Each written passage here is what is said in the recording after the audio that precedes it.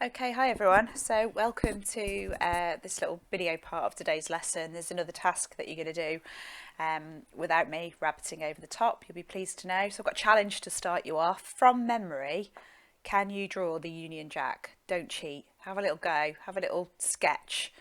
Hopefully you've got your pen and paper ready.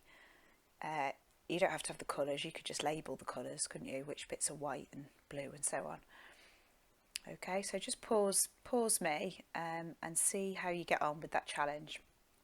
And you can see their second question is, do you know which countries are which on that flag?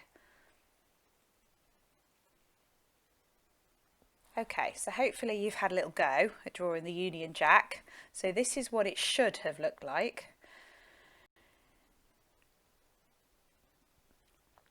So it's the one at the bottom, of course, isn't it? So the original Union flag, you can see there in the middle, was the amalgamation of the English cross and the Scottish cross. And when they were unified in 1606, under James of England and Scotland, it created the first Union flag. But as you can see, the Irish cross was not added until the passing of the Act of Union, which, as it tells you underneath, was 1801. So England, Scotland and Ireland are represented on the flag. I'm not sure what happened to Wales. I always feel they should maybe have a dragon in the middle of it or something. So England, Scotland and Ireland are represented on it, and today's lesson is going to be all about the Act of Union, hence why I'm getting you to faff about drawing flags, but it's all a bit of fun. So next little task for you guys is warming up a bit of prior knowledge. You might know these, you might not, and there's no shame if you don't, but I just want to go over 3 key features of Irish government. So can you define, and try it in rough to start with, can you define these roles? So you've got the Lord Lieutenant of Ireland, sometimes called the Viceroy. You've got the Chief Secretary of Ireland, and then at the bottom you've got the Irish Parliament. So what did each of those 3 roles do? What was their job? So have a little think, have a guess. And if you really can't guess, as it says at the top, look it up if you really need to.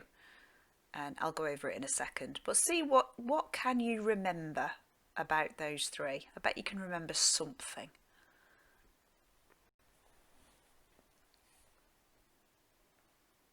Okay, so hopefully you've had a little go at that.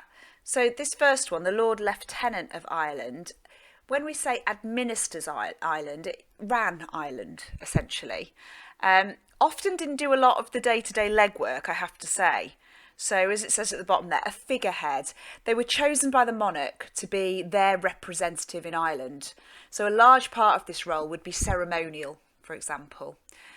So it was often a member of the aristocracy. It was usually a member of the cabinet of the British government, and very much a kind of figurehead position within Ireland. So it's quite a nice job if you could get it. So the Viceroy or the Lord Lieutenant. Almost said it the American way, didn't I? The next one, the Chief Secretary of Ireland. They did do all the legwork. So, whoops, got a bit quick there, never mind. The Chief Secretary of Ireland was responsible for getting all the laws that Westminster wanted to get through the Irish Parliament. So make sure the Grattan Parliament vote in the right way. They would be at Dublin Castle, making sure that the day-to-day running of Ireland was going smoothly, and they would be the ones, they're the link between the Irish Parliament and the Parliament back in London. So they would report back to Westminster, to London, about Irish issues and Irish affairs and what was going on. So a lot of people say that that job, Chief Secretary of Ireland, is brilliant training for anyone that wants to go on and hold, one of the 4 big offices of state. So famous Chief Secretaries of Ireland that you have come across, of course, Lord Castlereagh, who then went on to become the Foreign Secretary, if you remember. It was a bit of a tragic story there, wasn't it? Because he committed suicide in 1822. So Castlereagh was the one that set up the Congress system. So a bit of pit to Peel recap there. And another famous figure that held this position was Robert Peel. And it was said that he kind of really learned how to run a country by being Chief Secretary for Ireland. because of course you're dealing with finance, law and order, home affairs. You're dealing with it all basically, and then you've got to negotiate with the Irish Parliament and negotiate with Westminster. So it's brilliant political training. So that's the Chief Secretary. So they don't get all the nice ceremonial jobs, but they basically do all the political running of Ireland. And at the bottom there, the Irish Parliament, a legislative body. So that term legislative means to pass laws. So they are the lawmaking body in Ireland. They could pass domestic laws, so they could only pass laws, obviously, that impacted on Irish affairs, but they couldn't do laws that impacted on the rest of the UK. So often things like the economy were out of bounds for them. And their laws could be blocked by Westminster if necessary. So if they tried to pass something that the London Parliament really didn't agree with, then the London Parliament or the Westminster Parliament had the power to stop it.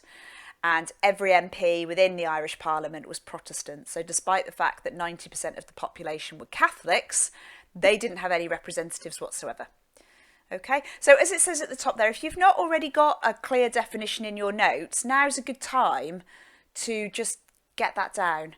So, underneath, I haven't given you today's heading yet, have I? Sorry. How was Ireland ruled, perhaps, as a subheading? You've got the title of the lesson, of course, on your Schoology page. But yeah, underneath how was Ireland ruled, it'd be nice to have those 3 points and those definitions written down. Okay, so you can pause me if you want to just get those notes down. And I'm just going to go on to the next slide. I'm just going to explain the task to you essentially on the next slide. So, meet you on the next slide. We've actually got the lesson title for today. What was the significance of the Act of Union? Hopefully you've seen it at the top of today's Schoology page anyway. So what was the significance of the Act of Union? So what are the success criteria? I can define key instruments in the governance of Ireland. So you should have done that. That was your notes that you've just made on the Viceroy, the Chief Secretary and the Parliament. Hopefully by the end of this lesson you'll be able to explain the arguments for and against the Act of Union and start to assess the consequences and significance. We won't get that whole thing covered today, but we'll start to think about what impact this piece of legislation has and stretch and challenge in which area, so in which theme, did the Act of Union have the most impact on Ireland? So was it to do with the economy? Was it to do with British government and politics? Was it to do with Irish nationalism? Or was it to do with the Protestant ascendancy and unionism, those groups that were loyal to the Union? And of course, this is the birth of unionism once this has passed as well. Okay, so you should have today's title and today's date down already. Okay, and this is what you're going to do. So I'm going to provide the resources for you to do this on the Schoology page, but I'll just explain it. So I'm going to provide for you a card sort which gives a series of arguments for or against the Act of Union. And I always get asked, do you mean for Ireland or for Britain? And the point is, it's kind of interesting in a way to do the card sort from twice, to do it from both angles and see how that changes things. Perhaps to start with, do it from the point of view of Britain, because Britain are the ones who have suffered the kind of shock of a rebellion in 1798 against their rule in Ireland. And of course, the reaction to that, Pitt's solution to the Irish problem, is to pass the Act of Union and to bring the whole island of Ireland under much closer control. The double French invasion, encouraged by Wolfe Tone, of course, has really frightened the British authorities because Ireland now poses a real security threat. So there's a feeling that they need to get Ireland under control. So with the card sort, perhaps to start with, do it for and against from the British perspective, and then you can kind of, change it back to the original and perhaps try it from the Irish perspective. Is it just a simple flip? Or is it more complicated than that when you look at the nuances of some of the arguments? So you don't need to print the cards off. You can just do it electronically. So you might want to colour code, for example. So maybe against the Union, you'd keep it green for Ireland, and for the Union, you'd make it blue or red for British royalty. I don't know. You'll think of something, I'm sure. And then once you've done your kind of card sort, and as I say, you might want to do it twice and just have a little play with it. Consider which arguments on those cards would be the most compelling for these different figures. So William Pitt the Younger, of course, Prime Minister, and George III, the monarch, we've kind of plonked them together. So as far as they're concerned, what would be the key reason for bringing Ireland into a union with the rest of Britain? The average Briton, so just an average person in England or Scotland, what would be the argument for them? Why would they be, be for this idea of bringing Ireland into the Union? For your average Irish person, what would be the argument that would matter most to them? And then finally, for the Protestant ascendancy. So they are the ones that hold the economic status and the political status and the social status inside Ireland. So which argument would they be most convinced by? And then this is where you can pick the 2 or 3 best arguments for each side. So you can hedge your bets there if you want to. And then once you've kind of done that, you're going to use the cards as a starting point to write a short speech. And you can choose whether you want to be for or against the Act of Union. So, and it's going to be in the style of a parliamentary debate. So, my right honourable friends, I put it to you that... And I'm not going to put words into your mouth, but, try and get yourself into Prime Minister's question times. Think about, Boris and Keir and their, kind of the debating table every Wednesday afternoon. If you've never watched Prime Minister's questions, make sure you do, because that's when they really get at each other in Parliament. That's what democracy is all about. So maybe kind of channel a little bit of that and try and get yourself into the mindset of a politician, and try and write a kind of, bombastic speech that really puts forward one of those points of view. Don't really mind which one. And stretch and challenge, if you're feeling up for it, can you write the rebuttal? So that's the argument that attacks the points made in the original. So it's not just a for and against. Debating is more of an art than that. It's actually thinking about what points your opponents made and taking those specific points down. So if you're feeling up to it and you're kind of getting into this idea of debate, you never know, some of you might be looking at a career in politics. This could be where it all starts, perhaps. So see if you can do a convincing job on that. So that's going to be your task. I'll provide the resources for that on Schoology. There's also a little table that I want you to fill in. I'll actually go on to the next slide because the next slide shows it to you. Obviously, we would have done it together if we were in class. So simple table, change and continuity. And again, using the cards as the starting points, just bullet points. So what changed as a result of the Act of Union and what stayed the same? And then once you've kind of got your simple table, we're going to start thinking about our 4 themes in Irish history. So nationalism, which of course is Irish nationalism. So which points that you've jotted down would seem to impact on the idea of Irish nationalism? Because, of course, once Irish has been subsumed into a union with England, Wales and Scotland, actually, it's a threat to nationalism, isn't it? That's going to be a threat to the kind of unique character of the Irish and their unique culture and traditions if they just get swallowed up into a general Britishness.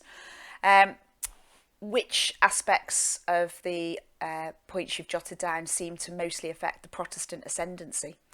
And they're the ones more likely to be loyal to the Union eventually. They're against it at first because, of course, it means that they won't have the Grattan Parliament anymore. And that might be a point that you pick out. What about the Irish economy or the British economy? Are there any points about that? So how is this going to affect wealth creation, industry, markets, trade? And then finally, British government and parties. What is this going to mean for William Pitt the Younger and his, kind of baby Tory party? They're not called Tories yet, are they? They're still Pittites. But what's it going to do for parliamentary politics over in Britain? Is this going to improve Pitt's reputation? Is it going to decrease his reputation? What's going to be the impact there? Right, I'm going to stop talking. So this will all be kind of laid out for you on the Schoology page just to make it a little bit clearer. So it's been great talking to you guys today. I hope you enjoy the rest of the lesson. Good luck with it. Any questions, do email me or Mr. Thomas and we'd be very, very happy to help.